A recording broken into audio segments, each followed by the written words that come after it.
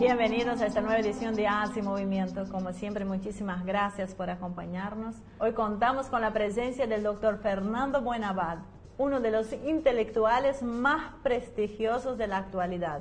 Mexicano, doctor en filosofía, máster en filosofía política, director de cine egresado de New York University y licenciado en ciencias de la comunicación. Esto es solo una pequeña muestra de su trayectoria académica y nos va a acompañar para discutir algunos temas que merecen ser tratados con profundidad: narcotráfico, medios, derechos de segunda generación, entre otros temas. Particularmente el tema del narcotráfico, como he asistido a un seminario hace muy poco, me tiene muy preocupada. No solo por la desaparición de los 43 estudiantes en México, sino por la cantidad de muertos que ha habido en los últimos 8 años a la fecha, que se tiene registro por lo menos. Del 2006 a la fecha se calculan 30.000 desaparecidos, lo cual es realmente alarmante. Es alarmante por varios motivos. Primero, por las complicidades que eso demuestra con el sistema judicial, con el sistema político y hasta con el sistema económico, porque esto es bueno recordar que no existiría si realmente no hubiese formas de manejar esas cantidades de dinero. El tema de los blanqueos, de las cuentas que no son identificables, todo esto ha sido posible gracias a la colaboración de grandes bancos. Precisamente esos grandes bancos podrían hacer un gran favor si no, en cierta medida, ampararían esto. Y por otro lado es el tema mediático. Estamos hablando de 30.000 desaparecidos en unos pocos años y si no fuera por esto prácticamente no se hablaba del tema. Claro, hay cierto que con el tema de los medios de comunicación, no sé si los medios o si los mismos narcotraficantes, que hay como una cultura del narcotráfico, ¿no es cierto? Bueno, esas son un poco las cosas que queremos hablar con Buenabad. A veces la droga tiene una particularidad que está vista en buena parte de la sociedad como algo positivo, canchero, cool, no sé, poner el nombre que quieras. Y realmente esconde toda una trama siniestra detrás. Se paga muy caro y también tiene implicancias políticas. Tenés jóvenes que en otras décadas por ahí estaban más proclives a hacer la revolución y con las drogas vos lográs que grandes masas, sobre todo las marginales, en vez de ser rebeldes, terminen siendo funcionales al sistema. Bien, vayamos entonces con la entrevista al doctor Fernando Buenabad.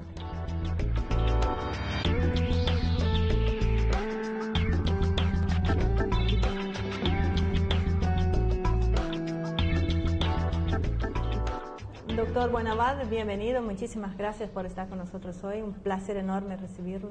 Muchas gracias por la invitación, al contrario. ¿Sabe que el otro día cuando lo escuché en la charla ahí en la UBA, quedé un poco conmocionada por el tema del narcotráfico, no solo por las cifras que dio de los desaparecidos y muertos desde el año 2006 y los 43 estudiantes desaparecidos recientemente. Es un tema que realmente preocupante, pero que no se escucha de esta misma forma en los medios de comunicación, ¿no es cierto? El narcotráfico es usado como una herramienta para financiar guerras y una excusa para colocar bases militares. Ahora, ¿cuál es la relación entre la CIA, las drogas, la política nacional e internacional y el negocio financiero? La relación, el común denominador de toda esta ensalada del terror que usted acaba de mencionar, sí, es la Casa Blanca. No cabe duda que es la Secretaría de Estado norteamericana la que orquesta y la que dirige un proyecto de dominación en todos los países, ensayando cuanta canallada uno puede imaginar, incluso las legalizadas y las ilegales. Acabamos de escuchar de Washington Post una información sobre soldados norteamericanos disfrazados de soldados mexicanos operando en territorio nacional. Acabamos de escuchar infiltración de agentes del FBI circulando con vehículos oficiales del FBI sobre el territorio mexicano, comportándose como vigilantes sin autorización, sin explicación de qué exactamente están haciendo en México. Así fuese tareas de inteligencia sobre base de algún convenio, no han explicitado qué hacen. Y esto expresa claramente la debilidad de un Estado fallido como es el Estado mexicano hoy, Esto es el resultado de la penetración económica y política del Tratado de Libre Comercio con Estados Unidos y con Canadá, que lo que ha hecho es debilitar las instituciones económicas del país, debilitar las instituciones políticas y las instituciones todas de la democracia, en favor de digamos, el ablandamiento de los vínculos comerciales con México, y además en favor de un proyecto que es el proyecto de los narcoestados. Este es un asunto digamos, de urgencia continental, es un tema que debe pasar ya a las agendas de UNASUR, de la CELAC, de Mercosur, es decir, del ALBA, de todos los, digamos, nuevos proyectos de integración, porque es una agenda absolutamente indispensable, mucho más cuando vemos que la Alianza del Pacífico contiene a 3 de los países que tienen los más claros narcoestados en este continente, ¿no? Hoy estábamos charlando antes de empezar el programa fuera de cámara sobre los orígenes de este tema del narcotráfico. Y bueno, algunos nos acordábamos que ya en la década del 60, cuando empiezan toda esta serie de movimientos revolucionarios, paralelamente surge también como un movimiento fuerte el hipismo, con un componente de drogas muy importante, y el LSD siempre se lo ha relacionado con la CIA.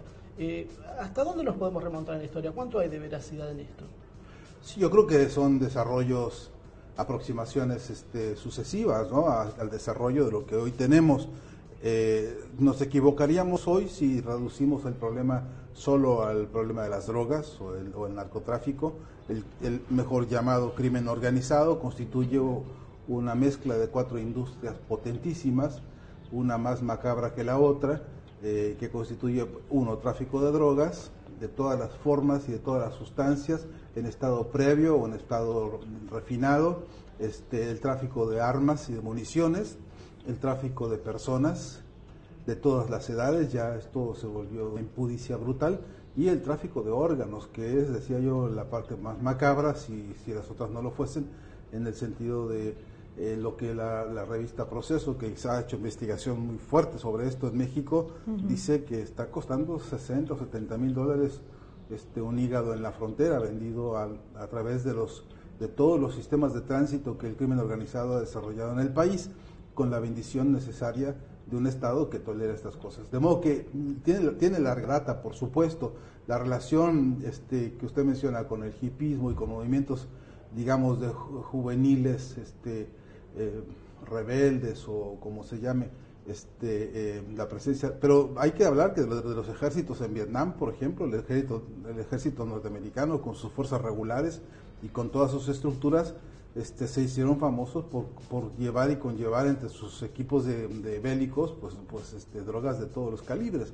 Es decir, parece que es una combinación ya consuetudinaria, la de vincular tráfico de armas y tráfico de drogas, ¿no? Bueno, el Estado Islámico se dice también que combaten mucho bajo los efectos de estupefacientes, que sería un poco también lo que explicaría semejante crueldad a veces en lo que hacen. Es un horror, es un verdadero horror, y esto es el resultado de un mundo que está en garras de la gran industria militar del planeta y que hace lo que le da la gana sin explicación alguna.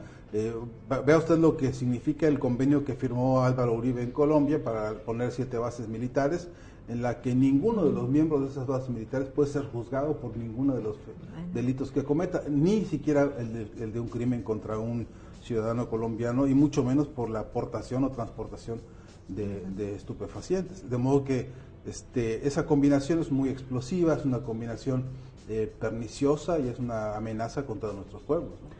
Ahora, un segundo aspecto por el cual se utilizan las drogas, además de embrutecer la población y distraer la juventud, que en otras épocas se tomaba esto como algo revolucionario, ¿no es cierto?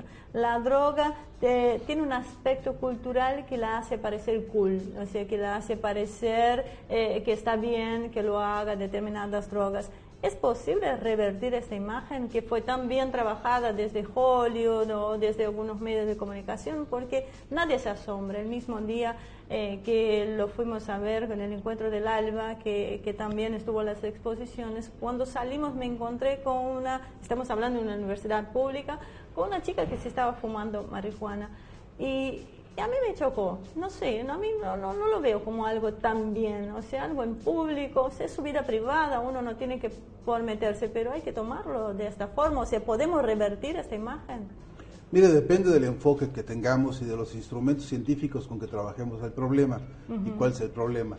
Hay comunidades indígenas en México, por ejemplo en el sureste o en el altiplano en el norte, que tienen zonas reservadas, incluso reconocidas oficial y legalmente, para el cultivo de plantas estupefacientes, les llamaremos por ahora, que para ellos son, digamos, consumos ceremoniales.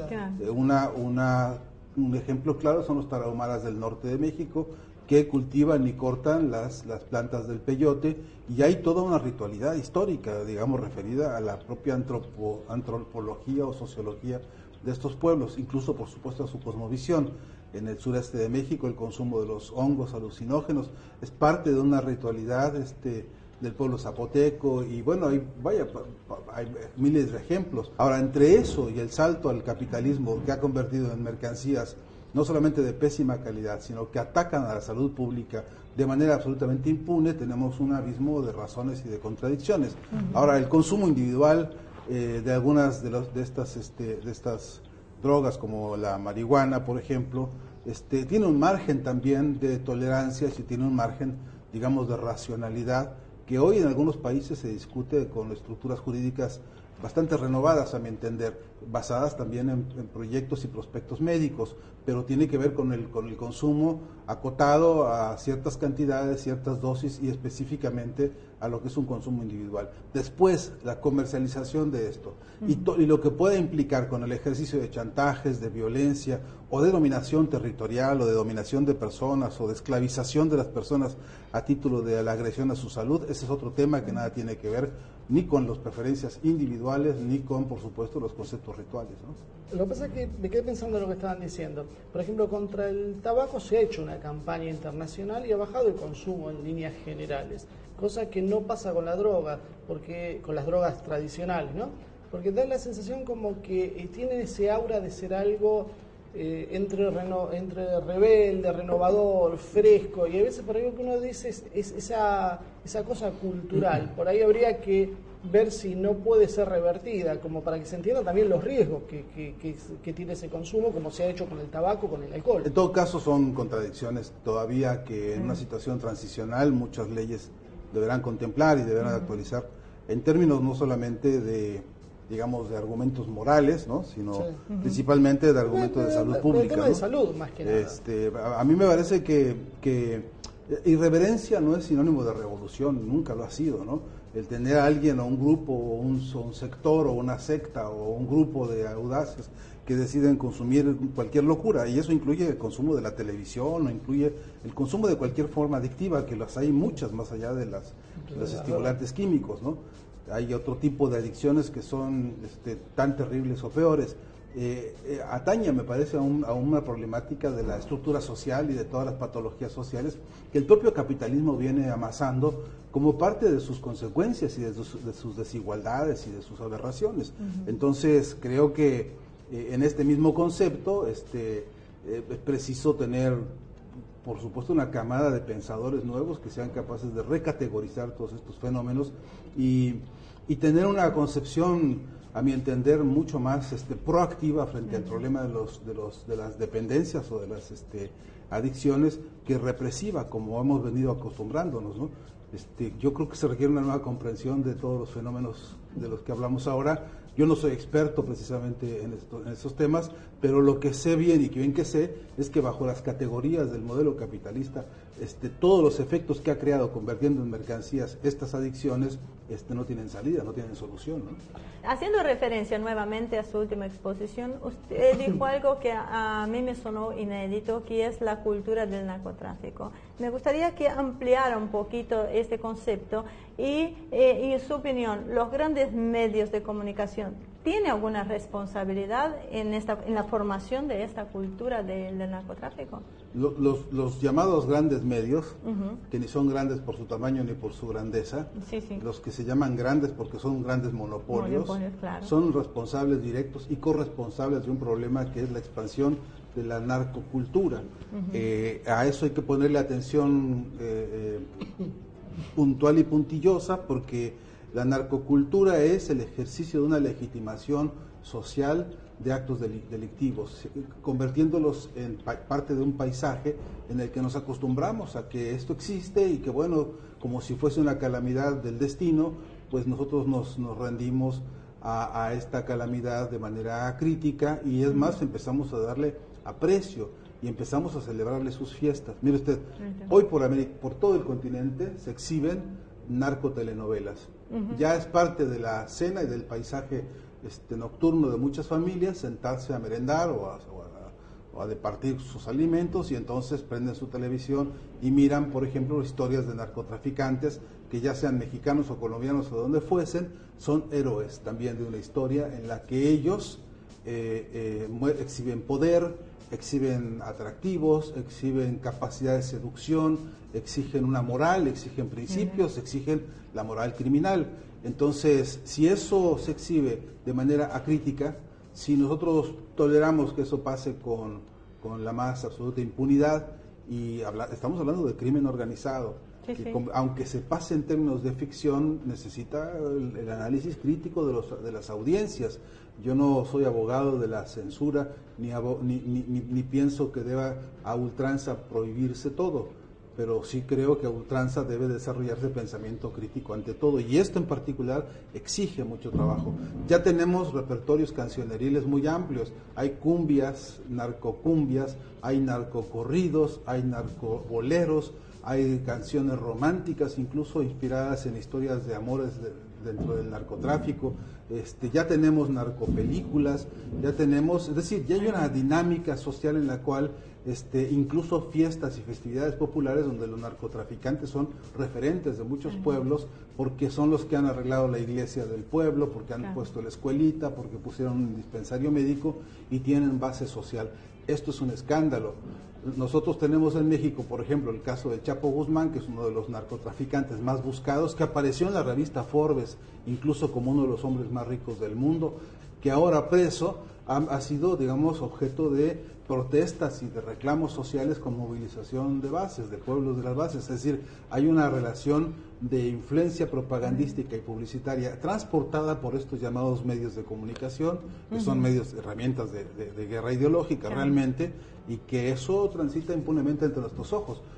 Ya sería hora de que empezásemos a considerar también en organismos internacionales de salud pública, en organismos internacionales de educación, y sobre todo bajo las nuevas leyes de medios que están creciendo en el continente, algún tipo de resguardo para ver cómo tramitamos esta clase de episodios, ¿no? ¿Esto hubiese sido posible sin la participación del sistema financiero? Porque yo me acuerdo que he llegado hasta tal punto que en el 2008 había algunos analistas que opinaban que si no fuera por el dinero del narcotráfico, la recesión hubiese sido peor de la que fue. ¿En qué medida tiene peso bancos como el Citibank, por ejemplo, que son cuestionados por lavar dinero? Pues porque justamente la industria del lavado de dinero es una industria paralela, ¿no?, a todo esto. Entonces, ¿pero cómo se comporta? La lógica es que si nosotros vemos cruzando la frontera, el principal consumidor de drogas de este planeta es Estados Unidos. Si nosotros sabemos que llegando ahí, cruzando una frontera, están los grandes importantes compradores, los dealers de la droga, ahí con valijas llenas de dólares, y que pagan en efectivo porque no pagan en cheques, no pagan con tarjeta de crédito, pagan con las masas brutales de dinero en efectivo. Ahora, en general lo que se hace con ese dinero es ingresarlo a los sistemas financieros de los países para lavarlo, como es, digamos, la fórmula básica. Entonces, hay que preguntarse qué tarea de investigación o de inteligencia se ha hecho para revisar el comportamiento de los bancos. Debe haber más de un sistema de termómetro digital que permita saber cómo circulan y cómo masas tan grandes de dinero transitan por adentro de las digamos, torrentes sanguíneos del sistema bancario mundial y después territorial o nacional según el país que sea.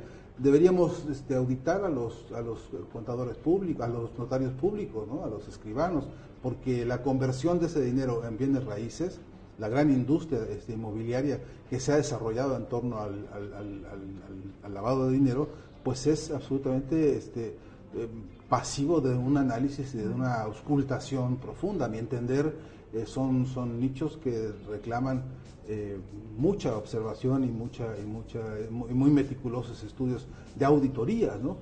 Yo creo que el sistema financiero todo está tocado por el narcotráfico íntegramente, de manera directa o tangencial, de manera voluntaria e incluso involuntaria, a mi entender. Este es un problema. Dicen algunas cifras que después de la gran industria militar a nivel planetario, la siguiente gran industria es la del crimen organizado y del narcotráfico. Eso quiere decir que esas sumas ingentes que se transitan por los sistemas financieros están tocando hasta el último rincón de esas estructuras, ¿no? Esto también está íntimamente relacionado para que pueda funcionar con jueces, con fuerzas de seguridad y con políticos. ¿Cuál es la relación que hay realmente? Pues se habla mucho, sobre todo, sobre la plata de las campañas, los aportes narcos y las dependencias que eso crea. ¿Cuál es la realidad de esto? Pues que hoy se llaman narcoestados, que en la suma de todas estas pequeñas o mayores microcorruptelas, ¿no? Sí, sí. Para llamarle la red en conjunto, es lo que llamamos hoy un narcoestado. Hoy sabemos, por ejemplo, en México, que en el estado de Guerrero, donde han sido asesinados estudiantes de la Escuela Normal de Ayotzinapa, el presidente municipal de Iguala es un hombre del narcotráfico y su mujer es hermana de uno de los narcotraficantes más conocidos en México.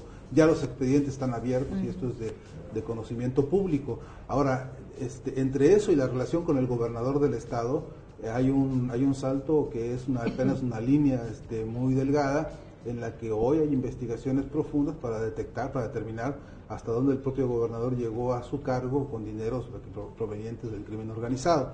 Pero ¿quién que sea gobernador de un estado no es nombrado por un partido político que le conoce el pedigrí, que sabe quién es, que tiene que conocerle hasta el ADN? Y entonces, si fuese esto tal como lo estamos diciendo, las estructuras de los partidos políticos, gobernantes en términos como alianzas como las que hay en México, del PRI, del PAN y del PRD, todas están coludidas y todas están infiltradas, porque a nivel nacional, así como le dije a usted el caso de Guerrero o de Iguala, pues así el caso de San Luis Potosí, el caso de Hidalgo, de Tamaulipas, de Chihuahua. Así, ¿qué gobierno de los estados de la Federación Mexicana no sería vinculable, ¿no?, a un episodio de asociación directa o indirecta, digo, ¿no?, con el crimen organizado? Ninguno. El propio presidente del país ahora mismo está siendo denunciado internacionalmente. La Comisión Interamericana de Derechos Humanos está discutiendo el problema de hasta dónde el propio aparato gubernamental mexicano está vinculado en el crimen, en los crímenes por tráfico de armas, tráfico de personas, por tráfico de drogas y por tráfico de órganos, cuando hay, digamos, denuncias contra algunos de los altos cargos del ejército, ¿no?, vinculados en esto. De modo que esta concepción del narcoestado, donde ya falló el Estado todo, que ya es incapaz de controlar, es decir, un Estado que no puede garantizarle la paz a los ciudadanos, que no puede garantizar la justicia bajo ninguna circunstancia, que ya no puede garantizar ni el trabajo, ni la educación, ni la vivienda, ni ninguno de sus derechos básicos, es un Estado fallido. Y entonces los narcoestados son esto necesariamente. Eso necesita ser, me parece que estas son categorías que ahora estoy bocetando de manera muy gruesa y muy rápida, pero son, me parece hoy, agenda obligatoria continental. Yo no creo que pueda haber, ni que deba haber reuniones regionales en el futuro, en el corto y en el mediano plazo, que no incluyan esta discusión sobre qué está pasando en todo el continente, desde el punto de vista del manejo de medios de monopólicos de comunicación y el tránsito de la cultura narco a través de ellos, y también el problema de los narcoestados. Son dos, digamos, elementos, entre comillas, nuevos o recientemente revelados así de manera masiva, que me parece que nos obliga a todos a poner alertas, ¿no? Argentina, por cierto, empieza a dar síntomas de una amenaza de este tipo, ¿no? ¿Hay alguna posibilidad de solución o sin un cambio de sistema esto no se va a poder resolver? Sí, hay muchas soluciones, de corto plazo, de escala pequeña a escalas mayores. Sí, hay un montón de cosas que se pueden y deben hacerse. El problema es quién tiene la voluntad política para hacerlas. Esa es una decisión crucial. Y lo otro es que los pueblos tienen que movilizarse. No hay manera de activar desde las cúpulas corruptas su autosanación, eso no existe.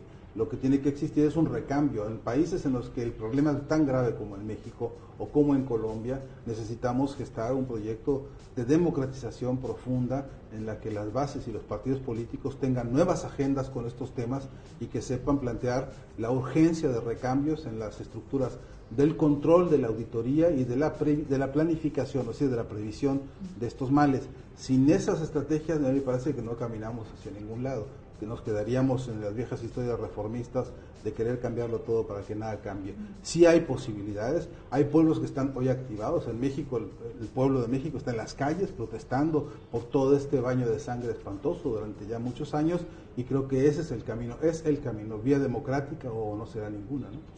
Doctor Buenabad, muchísimas gracias por haber venido. Realmente ya no tenemos más tiempo. Sí, me gustaría comprometerlo a venir en otras oportunidades como para poder brindarnos más información, analizar lo que está sucediendo. También había dicho no solo ese problema con México, sino que la inserción que está habiendo en Latinoamérica que hay que frenar, en Sudamérica que hay que frenar. Así que creo que hay mucho por hablar, así que lo vamos a comprometer a venir en otra oportunidad para seguir desarrollando estos temas. Con todo gusto, muchas gracias. Bien, hasta acá llegó el programa de hoy, Hace Movimiento, más en movimiento que nunca, hoy con el doctor Fernando Buenabad, analizando el tema del narcotráfico, de los medios de comunicación, y seguramente quedaron muchos temas pendientes que abordaremos en una próxima entrevista. Muchísimas gracias como siempre por acompañarnos y nos vemos en la próxima edición.